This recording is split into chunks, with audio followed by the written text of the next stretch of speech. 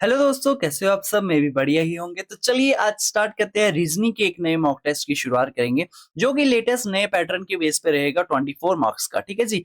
इसकी cut off क्या रहेगी आप खुद डिसाइड कर लो। मुझे लगता है रीजनिंग तो सभी को आती होगी और इजी भी होगी, तो 21 प्लस तो आना ही चाहिए, है ना। मजे से आप स्कोर करोगे 21 प्लस। और कुछ नए नए क्वेश्चंस को जानेंगे हम कैसे एग्जाम में आ रहे हैं। पूरे एग्जाम के क्वेश्चंस है जिनको मैं टाइप करके डायरेक्ट आपके सामने लेकर आ चुका हूँ। ठीक है। तो मॉक टेस्ट की शुरुआत करते हैं। मॉक टेस्ट नंबर 1 रीजनिंग का। चलिए आ जाता है आपके सामने क्वेश्चन नंबर 1। तो कीजिए क्वेश्चन नंबर 1 को। इजी क्वेश्चन बेसिक लेवल से स्टार्ट करेंगे, अच्छे अच्छे लेवल के क्वेश्चंस भी करने जा रहे हैं हम। ठीक है। तो क्वेश्चन नंबर 1 इसका आंसर अपनी कॉपी पे लिख लीजिएगा, लास्ट में अपना पूरा का पूरा स्कोर बना के दे और बता देना हमें। ठीक है। चलिए। तो इन्होंने क्या कहा है, थ्योरी को लिखा है इन्होंने YROETH। तो कोड आप बना सकते होंगे, इसको आसान ही है क्योंकि इन्होंने रिवर्स ऑर्डर में लिख दिया है। ठीक है। पहले Y को लिखा, फिर R को, फिर O को, फिर E, फिर HT। ये है ना YROEST। तो सेम एज इज हम एक्सपर्ट को कैसे लिखेंगे। हम लिखेंगे TREPXT। तो किस ऑप्शन में दिख रहा है हमें, TREPXE ऑप्शन नंबर सी बिल्कुल सही आंसर है। इजी क्वेश्चन था जो कि आप आसानी से कर सकते थे। ठीक है। Question number 2। इजी क्वेश्चन से अच्छे क्वेश्चन के ऊपर चलेंगे हम। ठीक है। तो क्वेश्चन नंबर 2 कीजिए भाई, आसान क्वेश्चन के साथ। ये सभी एग्जाम में आए हुए क्वेश्चन है, मत सोचना कि मैं आपको जानबूझकर इजी इजी क्वेश्चन दे रहा हूँ रीजनिंग के, नहीं। ये सभी एग्जाम रिलेवेंट क्वेश्चन है और एग्जाम में आए हुए क्वेश्चन है, तो आपके लिए आसान हो सकते हैं, सभी के लिए नहीं होते, है ना। चलिए, आपने इसमें पैटर्न फाइंड कर लिया। +2 हो रहा है कि नहीं हो रहा बताओ। ए के बाद क्या आ रहा है, सी आ रहा है, फिर ई आ रहा है, फिर क्या आएगा, जी आ जाएगा, है कि नहीं। A B C D, आगे डी, फिर ई, फिर एफ और जी आ गया। Right right. आगे इसमें क्या हो रहा है, माइनस हो रहा है। QRS, यहां से आर चला गया, OP चला गया, तो यहाँ पे क्या आएगा, एम। तो GM आपके पास क्या होगा, बिल्कुल सही आंसर हो जाएगा। ठीक है जी, समझ आ गया। -2 करना है और कुछ नहीं है। MNO, एक बार रिवर्स ऑर्डर में, एक बार इंक्रीजिंग में चल पड़ा आपका। ठीक है। क्वेश्चन नंबर 2 हो गया। 3 पे आ जाओ। 3 क्वेश्चन नंबर है जो कि नंबर सीरीज के ऊपर बेस्ड है, तो आपको उसको फाइंड करना है। अच्छे क्वेश्चन है। बताइए कौन सा पैटर्न फॉलो हो रहा है कि कौन सा नहीं, बता दीजिए। कीजिए खुद से ट्राई। देखो, आपने बहुत सारे एजुकेटर से अलग अलग तरीके से नंबर सीरीज आपकी जो है पढ़ी होगी, मिसिंग नंबर। तो सभी का पढ़ाने का अपना अपना तरीका है, पर मैंने जब भी नोटिस किया ना, टीचर्स जो होते हैं एजुकेटर्स वो इसको पढ़ाते नहीं है। कहते हैं कि कोई भी पैटर्न फॉलो करेगा, आपको बस फाइंड करना है, अपना लॉजिक लगाना है। कोई कहता है n² + 2 का पैटर्न चलेगा, कोई कहता है 2n+1 का, बहुत सारे पैटर्न्स बता देते हैं जो कि बच्चों को ज्यादा नहीं रहते यार। हालांकि नंबर सीरीज ऐसा टॉपिक है जो पढ़ाने वाला टॉपिक है, बच्चों को पढ़ाना चाहिए। अब मैं आपको एक बात कहूं, आपने अभी तक जितना ही पढ़ा ना, चाहे आप उसे भूल जाओ। जो मैं सिखाने जा रहा हूँ बस उसको ध्यान रखना। नंबर सीरीज का कोई भी क्वेश्चन आएगा, आप कभी भी परेशानी में नहीं आओगे भाई। ठीक है। अब ये इरेज कैसे होगा, ये को ये नहीं पता चल रहा हो। कैसे मिटाएंगे अब हम इसको। चलो मिट गया, बहुत बढ़िया भाई। ठीक है। अरे भाई, ओके पेन आ गया, बिल्कुल सही बात है। चलिए। तो नंबर सीरीज के क्वेश्चन को करने के लिए ना, सिंपल सी मेरी एक बात याद रखना। ठीक है। अभी तो आपके तो रीजनिंग में आ रहा है ना, हम जब मैं ऑफलाइन बैंकिंग की तैयारी करवाता हूँ, वहां मैथ का टॉपिक है नंबर सीरीज आपका। उसमें 5 क्वेश्चन है जो बैंक में सीधे सीधे आते हैं, तो बच्चों को अगर फार्मूले रटवाने बैठने, उसके टाइप रटवाने, तो वो तो पागल हो जाए। नंबर सीरीज के पास एक ट्रिक याद रखना। आपके तो एग्जाम में रॉन्ग नंबर भी नहीं आती, रॉन्ग नंबर आए मैं वो भी सिखा दूंगा आपको। नंबर सीरीज का आपने एक ही काम याद रखना है, कोई पैटर्न नहीं याद रखना कि कौन सा आता है n² + 1, n² - 1, कुछ भी हो भूल जाओ भाई। कोई पैटर्न नहीं याद रखना, बस जब भी क्वेश्चन सॉल्व करना है ना, आपने बड़े नंबर से स्टार्ट करना है बस। अब यहाँ पे आपको बड़ा नंबर दिख रहा है 72 और 90। ठीक है। इस बड़े नंबर से स्टार्ट करना है, छोटे वाले नंबर से नहीं कभी चलना, क्योंकि छोटे वाले नंबर से पैटर्न ज्यादा मिल जाते हैं हमें। बड़े नंबर से स्टार्ट करोगे कम पैटर्न मिलते हैं। तो अभी आपको दिख रहा है सीरीज धीरे धीरे बढ़ रही है, इट मीन पक्का डिफरेंस का लॉजिक लगा होगा इसमें। कोई मल्टीप्लीकेशन नहीं हो रही, इतना आप अपना गेस कर सकते हो। ठीक है। हमें क्या करना है, बड़े नंबर से स्टार्ट करना है, डिफरेंस देखना है खाली बस। और बड़े नंबर से छोटे नंबर तक आना है, पैटर्न हमें मिल जाएगा आसानी से। देखो, 72 से अगर मैं 90 पे जाऊं तो कितने का डिफरेंस है जी मेरे पास आ गया कितना, 18 का डिफरेंस। ठीक है।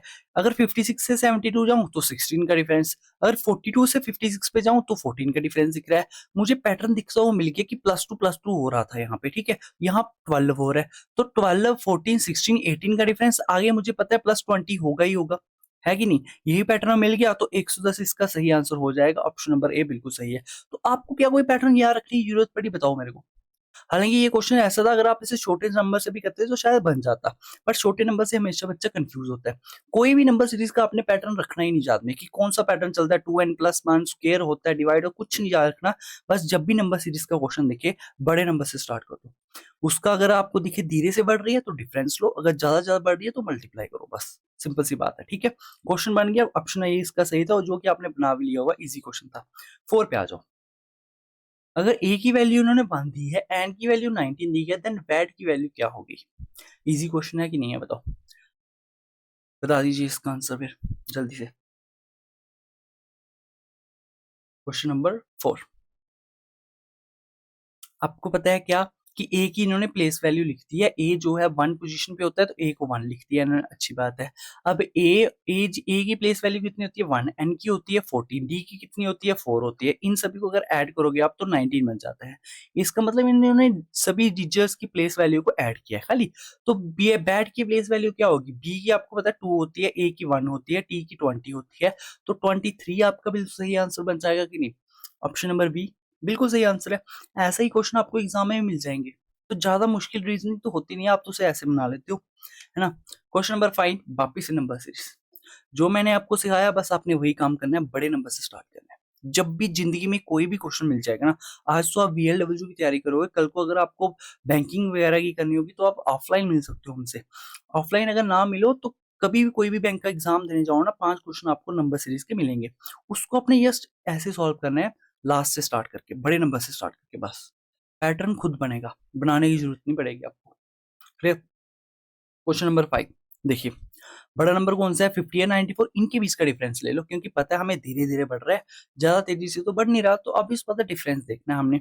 8 से 4 जाने के लिए +6 किया और 6 से 9 में 36 आ गया। ठीक है, आपने तो हम अभी आपके सिलेबस में नंबर सिस्टम नहीं है, अगर होता तो आपको मैं ये सभी सभी सिखाता बेसिक से कि एडिशन कैसे होती है कॉम्पिटिटिव एग्जाम में, क्योंकि आपने अब आप कॉम्पिटिटिव एग्जाम देने आ रहे हो, 1 डे कॉम्पिटिटिव एग्जाम आपने देने हैं, तो एडिशन की भी ट्रिक्स पता होनी चाहिए, सब्ट्रैक्शन की भी पता होनी चाहिए। मैं जिंदगी में कभी सब्ट्रैक्शन करता ही नहीं भाई, क्योंकि सब्ट्रैक्शन का काम ही हमारा एडिशन कर जाती है, तो सब्ट्रैक्शन मैंने आज तक की ही नहीं।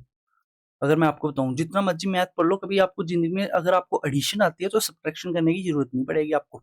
ठीक है, सेम एज इट इज आपको स्क्वायर निकालना आने चाहिए ट्रिक्स के साथ, आपको क्यूब निकालना आने चाहिए, रटने नहीं है, बस देखते बना दो, वो नंबर सिस्टम का पार्ट है सारा का सारा।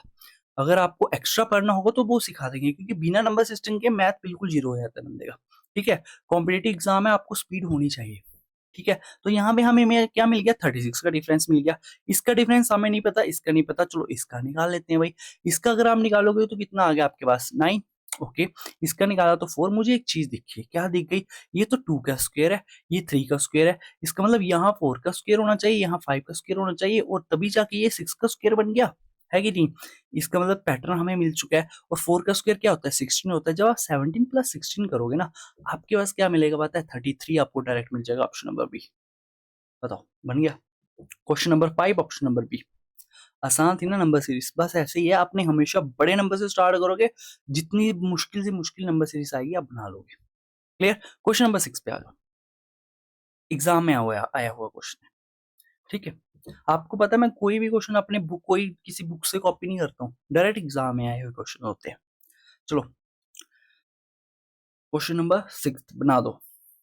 और अगर वीडियो पसंद आती हो ना, क्वेश्चन पसंद आते हो, बस वीडियो को लाइक किया करो, चाहे सब्सक्राइब मत करो चैनल को भाई, मैं सब्सक्राइबर के लिए नहीं आया हूँ यूट्यूब पे, बस लाइक किया करो, उससे मोटिवेशन मिलती है कि हाँ भाई और अच्छा कंटेंट लाए हम यूट्यूब पे। क्वेश्चन नंबर 6, अगर तो आपने आंसर दे दिया, क्योंकि इजी क्वेश्चन है, जेके एसएसबी में आए हुए क्वेश्चन है यार, अभी मैंने एसएससी के तो यहाँ घुसा ही नहीं, है ना, और ना ही वो आपको एग्जाम में देखने को मिलेंगे। रीजनिंग इतनी मुश्किल नहीं होगी यार, होगी तो कहाँ होगी, नंबर सीरीज में। और जो एक और पैटर्न मिलता है आपको बॉक्स वाला, उसको क्वेश्चन मैंने रखा है, वो वाला आ जाएगा बस, उसमें मुश्किल करता है। नंबर सीरीज का मैंने आपको डर तो भगा दिया, अब आप क्वेश्चन तो छोड़ के नहीं आओगे उसका कभी भी, है ना। चलिए, the houses of 5 persons A B C D हो रही, ठीक है, are situated in such a way that A house is 60 metre to the north of E house. Okay, A का जो घर है ना, वो 60 मीटर नॉर्थ में है, किसके, ई के, बना ली हमने। Okay, D house is 30 metre west of E house. Okay, E के वेस्ट में है डी का हाउस, चलो ये भी बन गया। B house is 60 metre to the north of C house. Okay, B का हाउस जो है वो 60 मीटर है सी के हाउस में, क्योंकि बी सी हमारे अभी इस डायग्राम में नहीं बने, इसको हमने अलग से बना लिया। ठीक है, सी हाउस जो है वो 30 मीटर वेस्ट है डी के। ओके, पता चल गया 30 मीटर वेस्ट है सी का हाउस, और सी से ये 60 मीटर पे है कौन, हमारे पास बी। ये भी बन गया। In which direction we house with reference to A house, बस ये आपको बताना है। ए के अकॉर्डिंग जो बी है हमारा वो किस डायरेक्शन में है। क्वेश्चन नंबर 6, ये जो लास्ट लाइन होती है ना, यही गेम चेंजर होती है भाई, आपको ये पढ़ना नहीं चाहिए। अब कई बच्चे क्या देते हैं, इसका आंसर बी से ए देखने लग पड़ते हैं और वो ईस्ट को टिक करके आ जाते हैं, और कोई ए से बी देखेंगे वो वेस्ट को टिक करके आ जाएंगे। तो सही आंसर क्या होगा इसका, हमेशा याद रखना, जो पूछा होता है ना लास्ट में, जिस दो बंदे तो हो गए जिसके रेफरेंस में मांगेगा, एक पहला बी हो गया दूसरा ए हो गया, जो लास्ट में होगा उसी से आपने खड़े होके देखना है बस। अब ए है, सपोज दैट मैं ए से खड़े होके देखूंगा बी का घर कहाँ पे है भाई, मैंने ए से खड़े होके देखा बी का घर कहाँ पे है, वो तो वेस्ट में है, तो ऑप्शन नंबर डी बिल्कुल सही आंसर है मेरा। ठीक है, ऑप्शन नंबर डी बिल्कुल सही था। 7 पे आ जाओ। इन सटर कोरियन लैंग्वेज सनसेट को लिखा गया है ऐसे करके, हाउ विल जॉर्डन, उसको कैसे लिखा जाएगा बताओ। हमारे पास सनसेट है SUNSET, उसको लिखा गया है ऐसे RTMTFU। तो बताओ क्या पैटर्न लगा होगा, जल्दी से बना दीजिए इसको भी। आज रीजनिंग में सभी का 24 आउट ऑफ 24 रहना चाहिए यार, पूरा जेकेएसएसबी का ही लेवल है, इतना तो एक्सपेक्ट करूंगा मैं। बताओ, पैटर्न मिल गया होगा, आसान था। आर से हमने क्या करना है, एस पे जाना है। अगर ऊपर से नीचे देखोगे तो -1 हो रहा है, यू से टी आने में -1 हो रहा है। ठीक है, मैं माइनस करता नहीं इसलिए मैं नीचे से ऊपर देखना स्टार्ट हो जाता हूँ। तो एम से एन जाने के लिए हमने क्या किया, -1 किया। ठीक है, एस से टी जाने के लिए हमने +1 किया, ई से एफ आने के लिए हमने +1 किया, और टी से यू आने के लिए मैंने +1 किया। पैटर्न दिखिए आपको, पहले 3 में -1, नेक्स्ट वाले 3 में +1। तो यॉर्डन में आप क्या करोगे, जे में आपको -1 करना है, वो क्या होगा आपके पास, आई, आई मिल गया। ओ में आपको -1 करना है, एन मिल गया। आर में आपको -1 करोगे जब आप, तो क्यू मिल जाएगा आपको। डी में +1 करोगे, ई में +1 करोगे, एफ, और एन में आपको क्या आ जाएगा, ओ। INQEFO, INQEFO कहां पे मिल गया, ऑप्शन नंबर बी बिल्कुल सही आंसर है। Question number 7 option number B. ठीक है, मिल गया, आसान पैटर्न था। 8 पे आ जाओ। वेन डायग्राम से आपको क्वेश्चन आ चुके हैं, ऐसे क्वेश्चंस में भी आपको ध्यान देने की जरूरत है। बताओ, एक वेन डायग्राम है जो कि जिसमें बताया गया है इंडिया भी है आपकी, दिल्ली भी है, असम भी है, और गुवाहाटी भी है। तो कौन सी वेन डायग्राम इसके लिए सेटिस्फाई करेगी। क्वेश्चन नंबर 8, बताओ। हिंट आपको मिल गया होगा क्या, इंडिया के अंदर ही दिल्ली भी आती है, असम भी आता है, और गुवाहाटी भी आती है। तो जो भी होगा एक सर्कल के अंदर होगा। ऑप्शन नंबर सी तो कभी होगा ही नहीं। ठीक है, ABD से पता करो क्या है। अगर तो आपने आंसर दे दिया फिर तो बहुत सी बात है। क्या है, इंडिया के अंदर दिल्ली भी आता है, असम भी आता है, और गुवाहाटी भी आता है, और असम के अंदर आता है गुवाहाटी। इट मीन्स जो ऑप्शन नंबर डी है वो बिल्कुल सही बैठ रहा है। क्या है कि इंडिया वाला बड़ा सर्कल, छोटा वाला सर्कल जो है ये दिल्ली का है, और असम का ये वाला, और इसके अंदर वाला गुवाहाटी का। ऑप्शन नंबर डी बिल्कुल सही है हमारा। आ जाइए क्वेश्चन नंबर 9 पे। क्वेश्चन नंबर 9 पे आ जाओ भाई। ठीक है, क्या कहता है, द सीक्वेंस ऑफ फोल्डिंग है, पेपर फोल्डिंग कटिंग के ऊपर है, बता दो। ठीक है, पहले एक पेपर था उसको इस तरह से फोल्ड किया गया, फिर उसको ऊपर से ऐसे फोल्ड किया गया, फिर इसको यहाँ से ऐसे फोल्ड किया गया है, और पेपर को फाइनली ऐसा कट लगा दिया उन्होंने। अब बताओ पेपर जब हम खोलेंगे इसको तो कैसा दिखेगा ये, सेम अगर ये वापिस यहाँ पे आएगी तो ये ऐसा बन जाएगा, है ना, ऐसे करके। ऐसा सबसे पहले देखो दिख कहाँ रहा है आपको, यहाँ पे भी दिख रहा है, ऑप्शन नंबर ए में, बी में भी दिख रहा है हमें, सी में भी दिख रहा है, और डी में भी दिख रहा है, सभी जगह दिख रहा है। अब इसको खोलो, जब आप खोलोगे इसकी मिरर इमेज जहां बन जाएगी, और इसकी मिरर इमेज जहां बन जाएगी, मतलब ये ऐसे जो साइन है इसके अपोजिट वाले साइन हमें देखने हैं। तो अपोजिट वाला साइन ये तो बन रहा है, ये तो बन रहा है, बट ऐसा नहीं है, ऑप्शन नंबर ए हो नहीं सकता। बी जो है ये बिल्कुल सही बन रहा है, ऑप्शन नंबर बी आपका बिल्कुल सही आंसर है। Question number 9 option number B. ठीक है, बना लिया होगा आपने, इजी था। आज 8 10 पे स्टेटमेंट, ऐसा क्वेश्चन भी आएगा आपको, जेके एसएसबी ऐसा लॉजिकल क्वेश्चन पूछती है स्टेटमेंट कंक्लूजन में।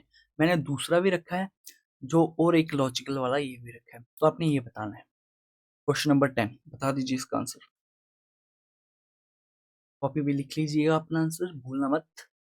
और इन लास्ट कमेंट में बता दिया करो बस यार, मेरे को लाइक दिया करो वीडियो पे, सब्सक्राइबर ना ही करो कोई चक्कर नहीं है, मोटिवेशन बनी रहनी चाहिए कि अच्छा अच्छा कंटेंट्स हम डेली लाएं आपके लिए। चलो, क्या कहता है स्टेटमेंट में कि driving on the wrong side has become common this days. ठीक है, हाँ, रॉन्ग साइड जब हम गाड़ी चलाते हैं वो कॉमन बन चुका है। कंक्लूजन क्या कहता है, drivers don't know which side they are suppose to drive. अरे ये तो गलत बात है, ड्राइवर को तो पता ही होता है रॉन्ग साइड चल रहा है कि नहीं चल रहा है ना, ये कंक्लूजन फॉलो नहीं होगा। चांसेस ऑफ एक्सीडेंट्स इंक्रीजेस, ये बिल्कुल सही बात कही उन्होंने, अगर हम रॉन्ग साइड चलाएंगे तो एक्सीडेंट के चांसेस जो है बढ़ जाएंगे। ओनली ऑप्शन बी जो है हमारे पास क्या हो रहा है, सेटिस्फाई हो रहा है कि नहीं। आप क्या कहोगे, ओनली टू कंक्लूजन फॉलो। तो इसका क्वेश्चन ऑप्शन नंबर बी था। आज एक क्वेश्चन नंबर 11 पे, ऐसा क्वेश्चन भी आपके एग्जाम में डेफिनेटली मिलेगा, एक से या दो मिल जाएंगे आपको। ठीक है, जो लंग्स है वो किस में होते हैं, मैन में होते हैं, तो गिल किस में होता है ये आपको बताना है, हैंड में, लाइन में, क्रो में, फिश में। जल्दी से सोच लीजिए, जल्दी जल्दी। जब आपके फुल लेंथ मॉक टेस्ट आएंगे ना, वो 120 मिनट का टाइम है, उसी 120 मिनट में आपको बस सिखाऊंगा भी और उसी में कंप्लीट करूंगा। ठीक है, ताकि आपकी भी स्पीड बने क्वेश्चन को सॉल्व करने में, टाइम नहीं हमने वेस्ट करना है। चलिए, तो गिल आपको पता होना चाहिए। क्वेश्चन नंबर आपका 11 लाइन में जो होता है वो देखने को मिलता है। ठीक है, गिल जो होता है वो लाइन में होता है। Question number 11 option number B. Develop पे आ जाओ। नॉर्मल सी सीरीज, क्या अल्फाबेट सीरीज आपकी इजी है, ये मुश्किल देखने को मिलेगी भी नहीं यार। अगर मिलेगी तो मैं मतलब नेक्स्ट इसका जो रीजनिंग का रहेगा उसमें हाई लेवल कर दूंगा इसका। ठीक है, एन से क्या हुआ, पी बना +2 हो गया, पी से आर हुआ +2 हो गया, आर से क्या होगा, टी होगा, ऑब्वियस बात है। लो जी, O Q S, P Q R S, S से बाद यू आ जाएगा, ए बी सी और डी आ जाएगा, टी यू डी, जहां मिल गया ऑप्शन नंबर सी आपका बिल्कुल सही आंसर है। 13 पे आ जाओ। A man said to a lady, pointing वाला क्वेश्चन आ गया आपके पास।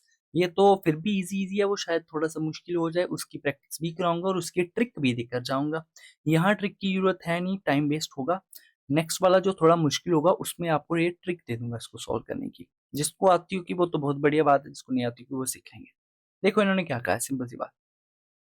मैन लेडी को कहता है, क्या कहता है, अगर ये हमारे पास लेडी है, मैन इसको कहता है ये तुम्हारी मदर है, मदर, तुम्हारी मदर आ गई। ये मदर को मैंने डिनोट कर दिया माइनस से, मदर जो होगी वो माइनस से डिनोट की जाएगी, और जो फादर होगा उसको मैं प्लस से डिनोट कर दूंगा। ठीक है, मदर जो तुम्हारी मदर है उनकी जो हस्बैंड है, हस्बैंड है तो प्लस आ गया। ठीक है, हस्बैंड की जो सिस्टर है, हस्बैंड की सिस्टर भी आ गई। इज माई ऑन्ट, उसकी आंट है, अगर उसकी आंट है इट मीन्स जो इसका लेडी का मदर होगी उसी का ही बेटा होगा जी, उसी का ही अगर ये बेटा है ना मैन, तो इन दोनों का आपस में क्या रिलेशन है ये पूछा गया उन्होंने, how is lady related to man. अब देखो पहले किसकी बात की गई, लेडी की, दूसरे किस नंबर की बात की गई, मैन की, मतलब मैन की जगह खड़े होके हमने देखना है लेडी हमारी क्या लगती है। ये रहा मैन, मैन देख रहा है भाई लेडी मेरी क्या लगती है, लेडी तो मेरी सिस्टर लगती है, तो ऑप्शन नंबर डी बिल्कुल सही आंसर है। ठीक है, समझ आ गया। इजी क्वेश्चन होते हैं पॉइंटिंग वाले, अगर जो लेंथ ही आएगा वो भी मैं एक रखूंगा, उसमें ट्रिक दे दूंगा। क्वेश्चन नंबर 14, ब्लड रिलेशन आ सकता है इसका क्वेश्चन, बताओ। क्वेश्चन नंबर 14, बनाओ इसको जल्दी से, वीडियो को रोक लिया करो, और आपने वैसे भी इसकी रिकॉर्डेड है तो स्पीड में देख रहे होगे 1.5x में, पता है मेरे को, तो पता है तो वीडियो को रोक लिया करो। ठीक है, तो चलो, if P is mother of S, अगर P जो है वो मदर है किसकी, S की। ठीक है, एंड T, S और T की मदर है वो। ठीक है, R is the son of T, R जो है वो सन है किसका, T का। ठीक है, U is the brother of P, U जो है वो क्या है, ब्रदर है किसका, P का। ओके, ये भी बन गया। And Q is the brother of R, Q जो है वो ब्रदर है किसका, R का। Okay, how is P related to Q, आपने बताना है P रिलेटेड टू Q। मैंने हमेशा एक आपको बात है क्या, दो बंदों की जिक्र करेगा, लास्ट वाले बंदे की जगह खड़े होना आपने, Q की जगह खड़े हो जाओ। हाँ जी भाई, ये है हमारा Q। Q कहता है P मेरा क्या लगता है भाई, P जब तेरा क्या लगेगा, Q का जो पापा है, पापा की जो मम्मा है, तो ग्रैंड मदर लगेगी नहीं लगेगी, ऑप्शन नंबर बी बिल्कुल सही आंसर है। Question number 14 option number B. तो इसमें अगर आप आगे आज तक कंफ्यूज होते आए थे ना, अब कभी कंफ्यूज नहीं होगे। दो बंदे होंगे, लास्ट बंदे की जगह पे पास खुद को खड़ा कर लो आप पास, क्यू की जगह खड़े हो जाते हैं और हम देखते हैं पी हमारा क्या लगता है। ये हमारा पापा है, उसी का पापा होगा या मम्मा होगी, कोई भी होगा, उसी के आगे मम्मी है जी, तो ग्रैंड मदर हमारी लग जाएगी। क्वेश्चन नंबर 50, सिटिंग अरेंजमेंट से 6 person are posing before a camera for a group, video को रोक लो, आंसर दे दो अपना, ठीक है। तो क्या कहा है, 6 person are posing before a camera for a group photograph, okay, खड़े हो गए हैं वो फोटो खिंचवाने के लिए 6 बंदे। P standing exactly between N and S, N और एस के बीच में है पी हमारा। अब एन इसके लेफ्ट में भी हो सकता है, एन इसके राइट में भी होता है, मैं ऐसे मान लेता हूँ, अगर आगे कुछ बोलेगा तो चेंज कर देंगे तो क्या है, ठीक है। पी जो है वो एग्जैक्टली किसमें है, एन और एस के बीच में है, ठीक है, आ गया हमारे पास।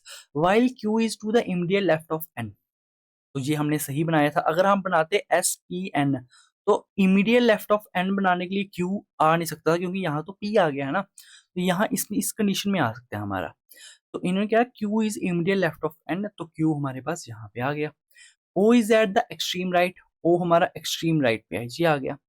तो while R is to the immediate left पे है कौन, इसका आर, ये भी आ गया। Who is to the exact right of S, लो जी हमारे पास 6 बंदे जो है वो बैठ चुके हैं पूरे एक लाइन में। इन्होंने क्या कहा, who is to the exact right of S, S के एग्जैक्ट राइट में कौन बैठा है, ये तो आर बैठा है। अगर आर बैठा है तो ऑप्शन नंबर सी बिल्कुल सही आंसर था, इजी क्वेश्चन। क्वेश्चन नंबर 16 बनाइए, कौन सा पैटर्न फॉलो होगा, है ना आज के क्वेश्चन इजी। तो 24 आउट ऑफ 24 आ जाएंगे कि नहीं आएंगे बताओ, है ना, आने तो चाहिए यार। आप कहोगे सर अभी तो क्वेश्चन और भी बचे हैं, हम कैसे बता दें, तो लास्ट में बता देना मेरे को, बताओ कौन सा पैटर्न चलेगा इसमें। अगर आप देख रहे हो सामने दिख रहा है ई को हम अवॉइड कर सकते हैं, क्योंकि स्टार्टिंग यू यू 3 ऑप्शन में दिख रहा है, तो ई को लास्ट में यूज करना होता है ऐसे में, ठीक है। ऐसा गलत नहीं होगा, हर बार गलत होगा ऐसा पॉसिबल नहीं है, बट हाँ ऑप्शन सभी यू यू स्टार्ट हो रहे तो पहले हम यू को ही रख के देखेंगे। मैंने रख लिया स्टार्टिंग में यू, दूसरी जगह पे तीनों ऑप्शन में ई है तो मैंने ई भी रख लिया। पैटर्न दिखा कुछ, ULHE, ओके, मतलब ये होगा कि 1 2 3 4 5 5 बंदों का पैटर्न चलेगा ये। ULHE ये आ गया, ULHE ये आ गया, देखो ई के बाद एन मिल गया ना आपको, तो एन यहाँ पे भी आएगा, एन यहाँ पे भी आएगा, ULHEN ULHEN पैटर्न आपको मिल चुका है। अगर मिल गया है तो बताओ UENLEN कहाँ पे है, UENLEN आपका ऑप्शन नंबर सी में है, तो ऑप्शन नंबर सी बिल्कुल सही है। क्वेश्चन नंबर 17, अगर रैट को लिखा गया है कुछ इस तरह से कि 9267 है, तो बता दीजिए कैमल को कैसे लिखा जाएगा। बनाइए इस क्वेश्चन को, इजी क्वेश्चन है कि नहीं बताओ, इजी क्वेश्चन है। नेक्स्ट मॉक टेस्ट कंप्यूटर का भी मैं सेट कर रहा हूँ, अच्छे लेवल का करूंगा, है ना। मैथ का भी अच्छा लेवल आएंगे एग्जाम रिलेटेड, जिसमें ट्रिग्नोमेट्री भी हो और हाइट एंड डिस्टेंस भी हो। हाइट एंड डिस्टेंस को ऐसे बना रखा है मैथ पढ़ाने वालों ने कि भाई ट्रिग्नोमेट्री आती होगी तो हाइट एंड डिस्टेंस बनेगा बनेगा। मैं पूरे हाइट एंड डिस्टेंस में ना कहीं पे भी ट्रिग्नोमेट्री का यूज नहीं करने वाला, दूसरे तरीके से पढ़ा देंगे। तो मॉक टेस्ट लगाया करो यार, जो आपको लगता है ना सब्जेक्ट बड़ा ज्यादा मुश्किल है उसको आप चैप्टर वाइज नहीं पढ़ सकते, अभी टाइम भी नहीं है चैप्टर वाइज पढ़ने का, बस उसके मॉक टेस्ट देखा करो, उन क्वेश्चन को समझने की कोशिश किया करो जो मॉक टेस्ट में करवाए जाए, बस उतना कर लोगे ना वो भी बहुत है यार, ठीक है। तो रैट को देखो क्या किया है इन्होंने, रैट को लिखा 9267, कैमल को अगर तो आंसर दे दिया फिर तो बड़ी अच्छी बात है भाई, अगर नहीं दिया तो सुनो। आर की जो प्लेस वैल्यू होती है वो 8 है, 18 है, ए की 1 है, टी की 20 है, ओके। अब 18 की जगह इन्होंने लिख दिया क्या, 9 है, या 92 भी हो सकता है भाई, कुछ भी हो सकता है, बट 92 बड़ी रकम है, इतना तो लिखेगा ही नहीं वो, 8 की जगह उसने 9 लिख दिया, क्लियर। तो मैं कहूंगा 8 से 9 कैसे बना, मुझे जहां एक सीधी सी चीज दिखी क्या, कि टोटल हमारे पास 26 लेटर्स होते हैं, जिसमें से इसने इसका अपोजिट लिख दिया, आर का अपोजिट होता है आई, और आई की वैल्यू है जी 9, अगर आपको अपोजिट निकालना है ना तो कुछ नहीं करना, सिंपल सी बात है, आपको 27 में से उस नंबर को माइनस कर देना जिसका आपने अपोजिट निकालना है। जैसे मुझे 18 का अपोजिट निकालना है तो 27 माइनस 18 कर दूंगा, मेरे पास 9 दिख जाएगा मजे से। क्लियर है? तो 9 जो है किसकी वैल्यू है, आई की वैल्यू है। मुझे देखिए ये अपोजिट है, ए का अपोजिट क्या होता है 26 होता है, ये भी अपोजिट है। टी है 20, 20 का अपोजिट क्या होता है 7 होता है, ये भी अपोजिट है।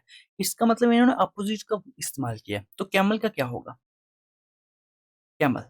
सी का अपोजिट क्या होगा 27 माइनस 3, तो क्या आएगा आपके पास 24 आ गया। ए का अपोजिट आपने पढ़ा 26 होता है। एम का अपोजिट एन होता है, एन की वैल्यू 14 होती है। ई का अपोजिट क्या होगा बताइए, 5 है, 27 में से 5 माइनस करोगे तो 22 आ जाएगा। तो ई, अच्छा एल भी तो है, मैं वही सोचू माँ 22 लास्ट में कहीं नहीं दिख रहा। एल जो है वो 12 है। तो 27 में से 12 माइनस करोगे तो कितना आ जाएगा आपके पास, 15 आ जाएगा कि नहीं आएगा। देखो कहाँ पे मिला जी आपको pattern, 2426142215, option number C. Option number C बिल्कुल आपका सही आंसर है। ठीक है, ऐसे अपोजिट के ऊपर भी क्वेश्चन आ सकते हैं। 18 स्टेटमेंट कंक्लूजन। और एक बात याद रखना, इसमें आपका पॉसिबिलिटी केस आ गया है जिससे बहुत बच्चे डरते हैं। डरना नहीं है, आपका जेकेएसएसबी भी इस पे ऐसे क्वेश्चन पूछ चुका है पॉसिबिलिटी के ऊपर। मत सोचना आपके एग्जाम में नहीं आएगी, आ सकती है। रेडी रहो हर एक चीज के लिए। तो बनाओ इसको जल्दी से। Question number 18। अगर तो बना लिया अच्छी बात है, वरना वीडियो रोक के टाइम ले लो अपना। ठीक है, क्या कहा इन्होंने, ऑल हैंड्स आर पिगन्स। जितनी भी हमारे पास हैंड्स है वो सारी सारी पिगन्स है। Okay, no pigeon is crow, कोई भी पिगन हमारे पास क्रो नहीं है।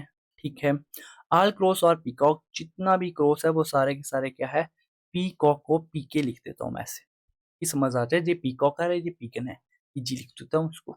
ठीक है, क्या कहा इन्होंने, नो पीकॉक इज हैंड, कोई भी पीकॉक्स हमारे पास हैंड नहीं होगी। नहीं भाई, हो सकती है, क्योंकि इन्होंने पिगन का रिलेशन क्रो के साथ बताया है, नहीं होगा।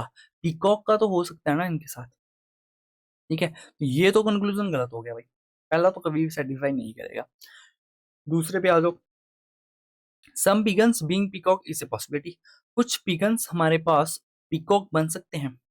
बिल्कुल बन सकते हैं, पिगन्स हमारे कभी क्रो नहीं बनेंगे, पर क्रो तो छोटा सा हिस्सा है, पीकॉक तो बड़ा है ना। कुछ पिगन हमारे पास पीकॉक बन सकते हैं, डेफिनेटली बन सकते हैं। तो ये सेकंड पॉसिबिलिटी हमारे पास सही हो जाएगी, बिल्कुल सही। और आपका कंक्लूजन 2 बिल्कुल सही है, option number A. Question number 18 option number A बिल्कुल सही आंसर है। अगर तो आपने बना लिया था फिर तो भाई आप बहुत टैलेंटेड हो, है ना, क्योंकि आप पॉसिबिलिटी के ऊपर काम कर चुके हो। अगर नहीं बना था तो कोई बात नहीं भाई, सीख लोगे। 18 नंबर सीरीज बनाइए, इस नंबर सीरीज। अगर पहली 2 नंबर सीरीज से आपको लगा होगा कि सर आप तो इजी इजी लेकर आए थे, वो तो स्मॉल नंबर से भी बन रही थी, तो ये वाली थोड़ी सी अच्छी लेवल की है, इसको बनाओ। अगर तो आपने पैटर्न रखे हैं कोई पुराने जात कि हाँ भाई ऐसे चलती है नंबर सीरीज, ऐसे चलती है, तो उस तरीके से कर लो भाई, बन जाएगा तब भी। वरना जैसे मैंने सिखाया बड़े नंबर से स्टार्ट करना है, उससे जल्दी भी बनेगा और कोई भी नंबर सीरीज आ जाएगी ना दुनिया की, आप बना लोगे उसे। बताओ कैसे करोगे ऐसे क्वेश्चन को जल्दी से।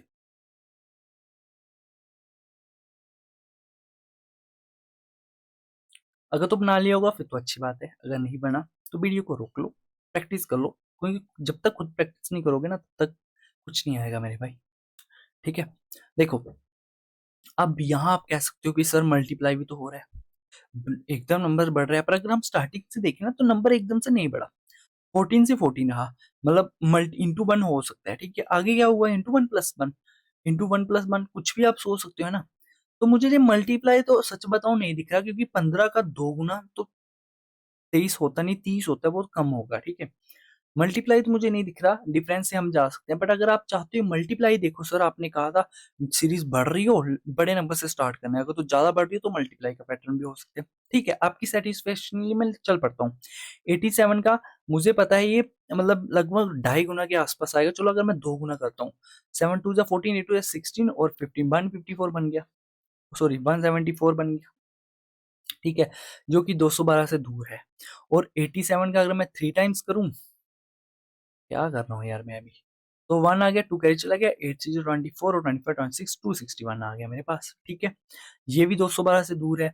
और अगर दूर दूर आपको मिल गए ना, इसका मतलब ये है एग्जामिनर नहीं चाहता आप मल्टीप्लाई लो, एग्जामिनर चाहता है आप डिफरेंस लो। क्योंकि अगर वो चाहेगा ना आप मल्टीप्लाई लो, तो वो किसी के आसपास देगा इस नंबर के। अगर इस नंबर के आसपास नहीं देगा ना, तो कुछ ऐड करने को कहेगा, या तो वो स्क्वायर होगा या तो वो क्यूब होगा।